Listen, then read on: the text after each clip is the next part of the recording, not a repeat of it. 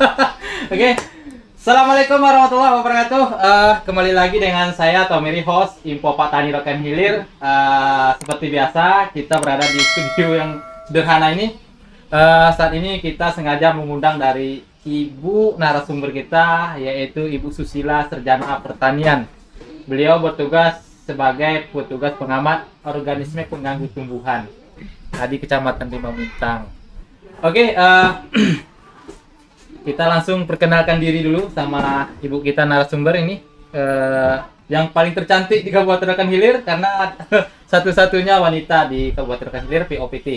Yang lainnya semuanya ganteng, tapi yang ini cantik luar biasa. Karena ini di masa pandemi, jadi tentunya kita harus menjaga protokol kesehatan, yaitu dengan cara mencuci tangan, menjaga jarak, dan memakai masker. Jadi tentunya kita harus patuhi protokol ini, Ibu Susila. Untuk itu, karena Ibu Susila sedang saat ini memakai masker ya, supaya lebih enak kita ngobrol-ngobrol gitu ya. Karena sudah menjaga jarak lebih dari 1 meter. Boleh bisa buka masker Ibu ya? Boleh. Agar lebih. Oke, Ibu Susila, silakan perkenalkan sedikit tentang Ibu dan POPT-nya. Terima kasih kepada Bapak Tomiri sebagai host acara pada siang ini. Bila saya perkenalkan diri, nama saya Susila, sebagai POPT di Kecamatan Rimba Melintang. Wilayah kerjanya kalau POPT itu dia satu kecamatan, satu orang Minimal ya? minimal. Kalau kemarin 2 ya? Kalau yang kemarin berapa tahun yang lalu saya 2 kecamatan, Kecamatan Bangko Pusako dan Kecamatan Rimba Melintang. Oke. Itu perkenalan singkat, jadi tugasnya satu kecamatan, satu minimal ya. Oke. Bu, karena hari ini kita kan temanya mengenai OPT utama tanaman padi sawah nih. Tapi kita lebih spesifik lokasi nih, yaitu di daerah pesisiran Sungai Rokan. Sebelum kita masuk ke sana, OPT itu apa itu kira-kira? Baiklah, di sini saya akan menjelaskan sedikit mengenai OPT. Jadi OPT itu adalah organisme pengganggu tumbuhan. Dalam POPT itu organisme pengganggu tumbuhan itu terbagi menjadi 3, ada disebabkan oleh penyakit, kemudian adalah hama, kemudian oleh gulma itu sendiri. Kalau organisme yang disebabkan oleh penyakit itu dia disebabkan oleh bisa bakteri, virus, jamur, kemudian kalau sekarang juga ada nematoda. Jadi kalau penyakit tanaman itu biasanya untuk tanaman padi itu yang banyak menyerang itu bisa penyakit bakteri itu daun bergaris. Namanya daun bergaris, kemudian ada blast, kemudian ada kresek, ada juga virus tunggro. Itu kemudian ada juga penyakit kerdil rumput. Itu adalah penyakit yang disebabkan oleh organisme yang itu dia tidak nampak kita lihat oleh mata kita. Apa itu bentuknya, dia cuman kita dapat melihat itu gejala luarnya. Itu penyakit. Kemudian ada juga organisme pengganggu tumbuhan itu berupa hama. Kalau hama ini dia itu dapat langsung kita lihat bentuk dari binatang atau hewan yang menyerang dari tanaman kita. Yang pertama itu yang paling itu tikus, kemudian ada wereng coklat, ada keong emas, kemudian ada penggerek batang, ada babi juga termasuk.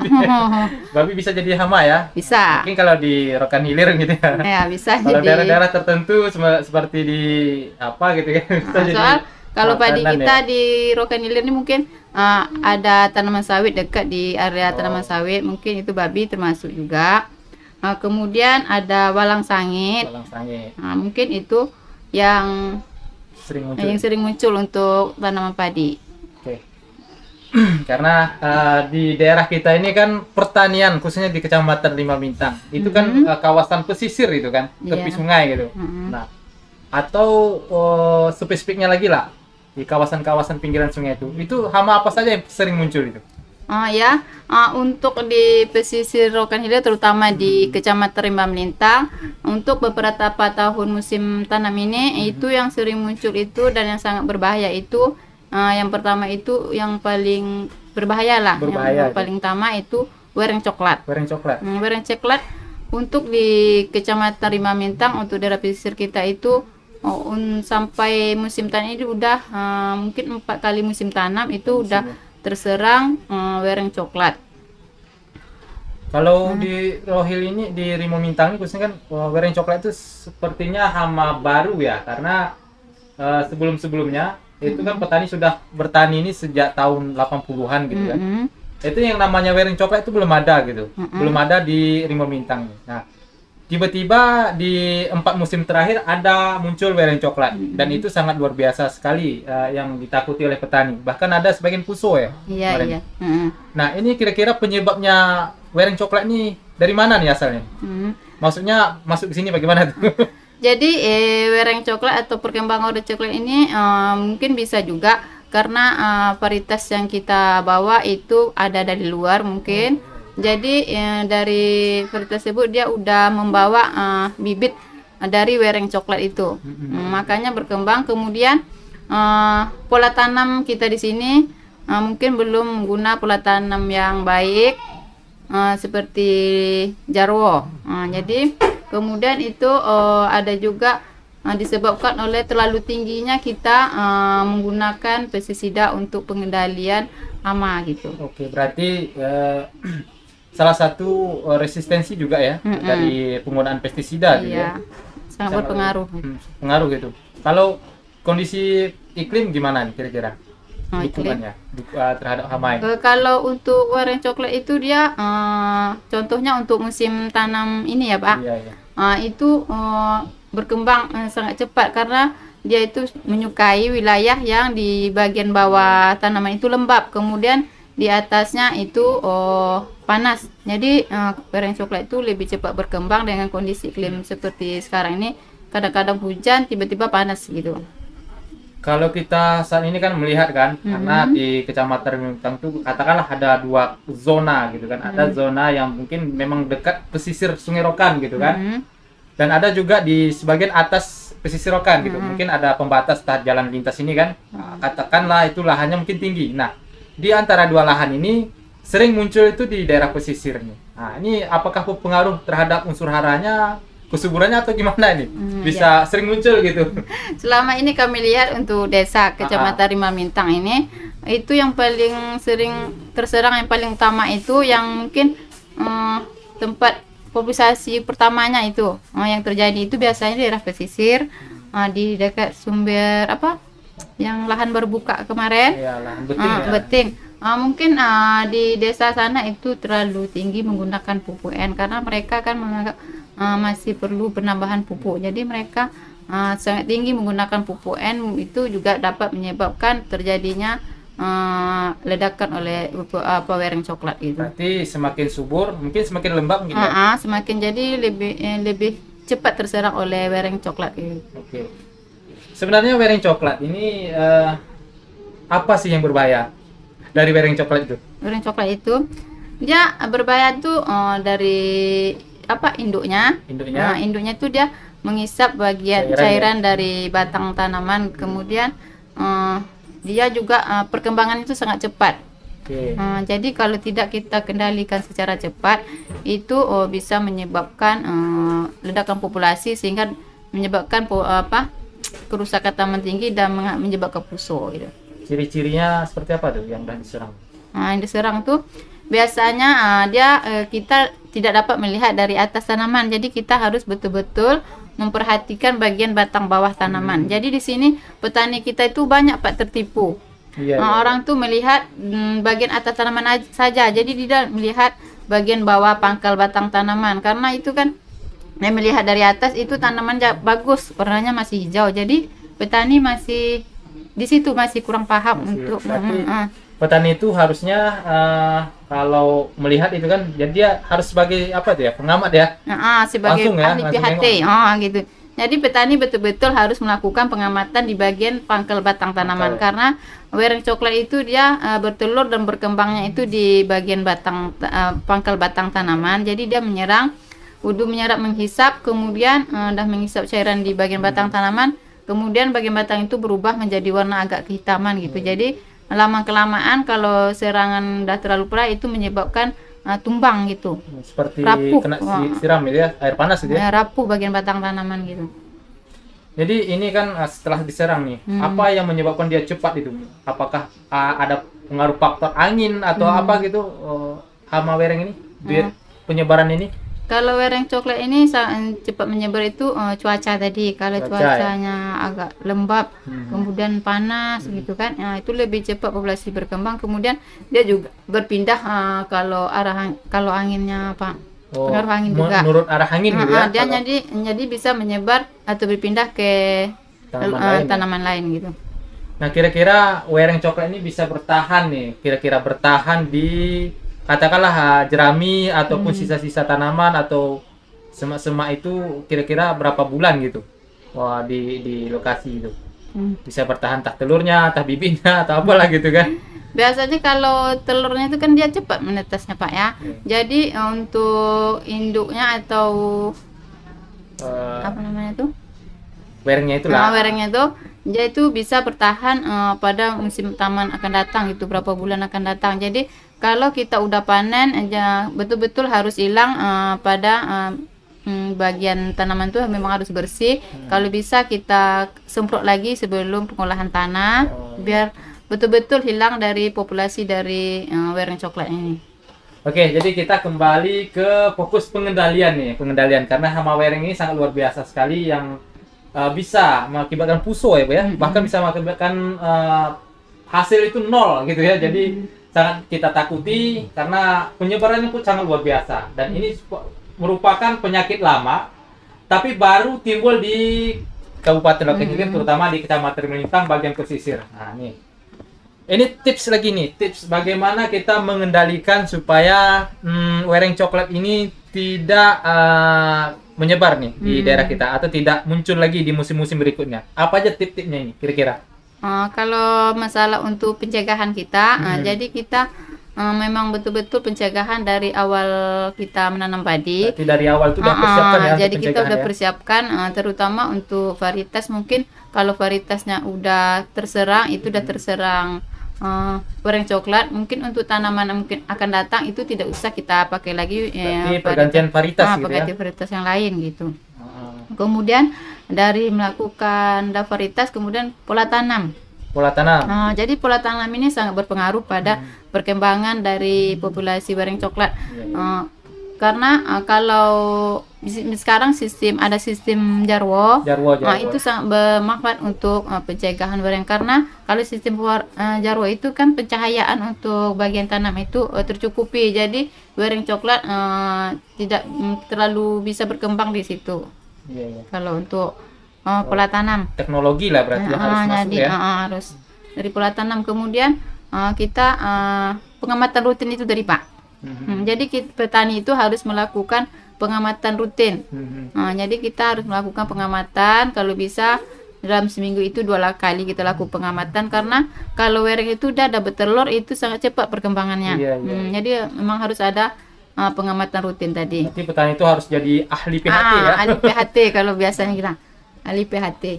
Kemudian kalau menggunakan kalau masih populasi di bawah hamba ekonomi, kita masih bisa menggunakan agen hayati seperti biofuria. Mungkin itu disemprotkan ya.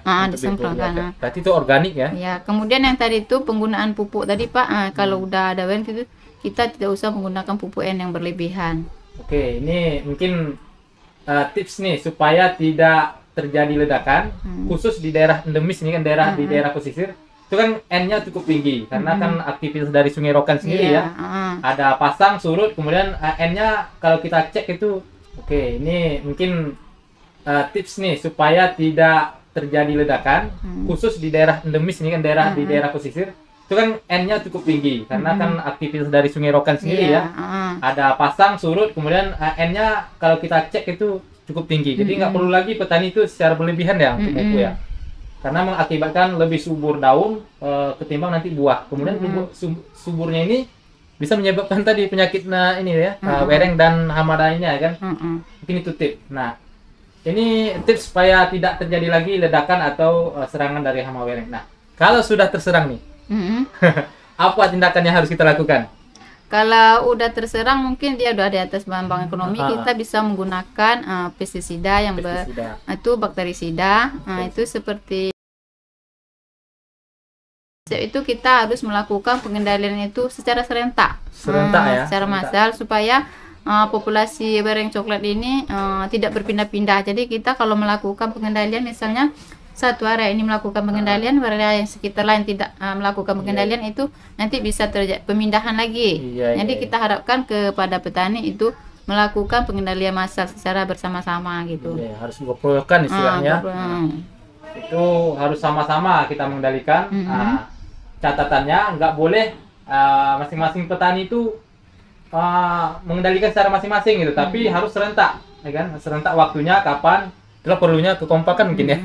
Kekompakan dari manajemen kelompok tani ya. Jadi kelompok tani mungkin menghimpun dari anggotanya sama-sama kapan untuk mengendalikan hama wereng.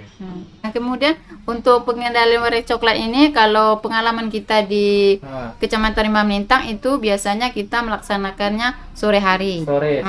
Jam 5 ke atas. Jadi kadang-kadang petani di Kecamatan Rimba Melintang ini juga melaksanakan sampai malam hari gitu, malam, Pak. Sampai malam hari, saking semangatnya petani kita untuk pencegahan wereng. Jadi kita usahakan penyemprotan itu di sore hari, karena di telurnya di bawah sudah ada. Kemudian kalau siang hari itu biasanya indukannya itu menyebar-nyebar ke lain, dia mengumpul lagi pada waktu sore hari menjelang malam.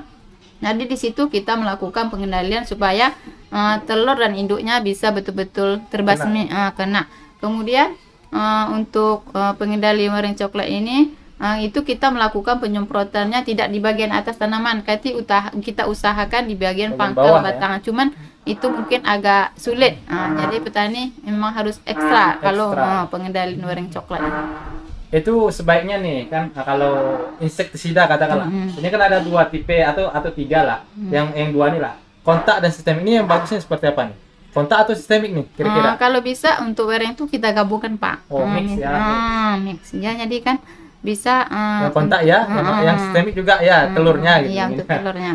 Karena kan populasinya itu yang perlu dibasmi pertama itu kan telurnya, supaya soalnya kalau wereng itu satu kali bertelur itu menyampai 500 butir gitu. Banyak gitu, biasa banyak ya. Jadi telurnya itu memang betul-betul kita basmi. Ini sering kita jumpai di lapangan nih. Petani katanya lebih efektif menggunakan deterjen atau sabun colek nih. Apakah memang betul penggunaan pembasmi itu? Dengan menggunakan sabun colek ini katanya kan lebih efektif dibanding insektisida. Ini apa nih sebenarnya pengaruhnya gimana? Mungkin bisa juga ada pakai deterjen seperti walang sangit. Kalau untuk wereng coklat mungkin kalau populasi udah terlalu tinggi itu kurang perekat itu. Ya, ada perekat. Perekatnya. Cuman kalau untuk walang sangit itu biasanya juga bagus, Pak. Sabun sebagai sabun deterjen itu sebagai pengendali walang sangit. Mungkin sebagai perekat, jadi daya serap dari insektisida yang asalnya mungkin ya, itu mungkin ditambah deterjen supaya lebih lengket di tanaman mungkin gitu ya. Tapi kita secara pasti tidak mengetahui, tapi memang efektif mungkin ya di petani, karena memang setelah menggunakan sabun colek katanya mengurangi dari serangan hama wereng terutama dan walang sangit itu. Mungkin ada tambahan lagi, Bu? Kalau untuk penyakit? Untuk penyakit lagi nih, ada lagi penyakit yang sering muncul di daerah pesisir Rokan. Ini penyakit apa aja nih? Ini khusus tanaman padi nih kayaknya kan? Kalau untuk tanaman padi, untuk di daerah pesisir kita yang sering muncul itu yang pernah menimbulkan busuk itu kresek. Kresek ya? Kresek. Itu yang sangat kita khawatirkan untuk di daerah pesisir Kecamatan Rimba Melintang. Itu kresek hampir setiap musim tanam itu ada muncul muncul kresek. Jadi untuk kresek ini dia itu menyerang bagian dari daun. Bagian daun batang tanaman nanti itu bagian pinggir daun batang tanam itu nanti berwarna coklat. Jadi kita juga harus betul-betul memperhatikan ini, karena kresek ini dia menyerang dari awal tanam bisa sampai kita mau panen. Iya, iya. Jadi sangat berpengaruh. Kalau dari awal udah terserang kresek, mungkin kalau kita tidak melakukan pengendalian secara cepat nanti itu bisa menimbulkan puso karena daun tanaman itu kan rusak, jadi ya dia merusak, daun bendera juga nanti kena, jadi perkembangan dari tanaman itu sendiri kurang bagus. Jadi itu yang perlu kita perhatikan untuk penyakit tuh kresek. Itu penyebabnya apa tuh kresek itu? Penyebab kresek itu biasanya itu bakteri. Bakteri ya? Kira-kira ada nggak pengaruhnya terhadap pemberian pupuk, cuaca gitu atau gimana gitu? Kresek ini munculnya diakibatkan apakah pemberian pupuk atau gimana? Kresek ini juga dipengaruhi oleh pemberian pupuk N yang berlebihan. Iya. Jadi kalau kita udah melihat tanaman kita udah ada gejala kresek itu supaya kita mengurangi pupuk nitrogen, kita cukup menambah pupuk yang mengandung kalium aja. Kalium, ya untuk menyimbangi dari keadaan tanah. Kalau musim sendiri gimana? Musim atau panas atau musim hujan gitu yang sering muncul tuh kresek ini? Kresek ini biasa sering muncul itu pada musim panas. Panas ya? Iya, musim panas, bisa jadi mungkin panas hujan ya? Panas hujan. Panas hujan ya, jadi muncul. Ini pengendaliannya gimana nih? Pengendalian ini juga dari kita dari pola tanam tadi, varietas, pola tanam, kemudian penggunaan pupuk tadi, pupuk yang tidak berlebihan, kemudian kalau penggunaan pestisida tadi mungkin itu alternatif terakhir. Jadi kita bisa menggunakan juga kalau agen hayati menggunakan PF. PF ini apa tuh PF ya? Pseudomonas fluorescens dari bakteri juga. Yang bisa kita kembangkan sendiri kembang ya? Itu kita kembang sendiri. Kadang lebih gampang itu menggunakan air kelapa yang sudah kita malamkan juga bisa sebagai PF itu kita semprotkan. Disemprotkan ke tanaman. Itu sebaiknya juga kapan itu penyemprotannya? Kalau untuk penyakit itu kan, kalau untuk kresek kan dia menyerang bagian daun tanaman. Jadi sebaiknya kita melakukan pengendalian pada pagi hari karena stomata dari daun itu terbuka. Jadi dia mungkin untuk pengendalian menggunakan pestisida atau agen hayati lainnya itu lebih cepat menyerap. Oke. Untuk informasi dari kami petugas POPT, sekarang untuk hama itu ulat geraya udah mulai ada muncul di Kecamatan Rembang Bintang. Kemarin kebetulan ada muncul di wilayah Mukti Jaya, di Blok A. Itu kemarin udah mulai muncul ulat geraya. Ulat geraya ini juga sangat kita takuti karena dia juga merupakan hama utama. Kalau ulat geraya ini udah menyerang, dia akan menimbulkan puso juga. Jadi itu juga kita sangat takuti. Cuman kemarin udah ada gejala, ada timbul berapa ekor, itu udah dilakukan pengendalian serentak oleh petani. Alhamdulillah udah hilang itu. Oke, jadi karena mengenai hama penyakit ini, kira-kira nih untuk petani nih tipsnya setelah kalau seandainya ada serangan itu kemana nih dilaporkan nih kira-kira? Misalnya petani mengalami serangan hama yang mungkin katakanlah banyak gitu kan, jadi dia harus melapor kemana supaya nanti ada dapat tindakan?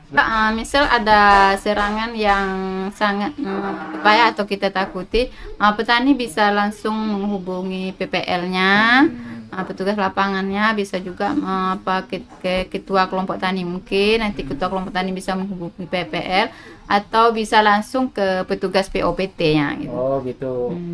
Berarti nanti kita setiap petani, seharusnya setiap petani atau kelompok tani itu ya punya kontak masing-masing penyuluh ya, untuk mempermudah koordinasi dan informasi di lapangan. Seandainya terjadi serangan gitu kan, konsultasi atau segala macamnya bisa langsung menghubungi melalui via WA ataupun telepon gitu Bu ya, secara cepat, karena hama ini nggak bisa kita mungkin kita ulur-ulur gitu, karena dia setelah menyerang itu terus saja gitu kan. Jadi perlu kalau konsultasi secara langsung gitu ya, silahkan mungkin setiap kelompok tani harus mempunyai kontak dari penyuluh pertanian, mungkin gitu Bu ya solusinya ya.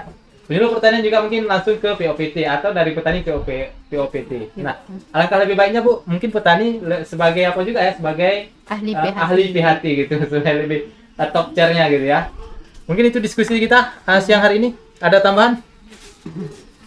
Mungkin itu diskusi kami pada hari ini, mudah-mudahan bisa bermanfaat bagi kita semua, terutama pertanian di kawasan endemis penyakit tanaman padi sawah yang di daerah pesisir gitu ya, daerah pesisir Rokan terutama.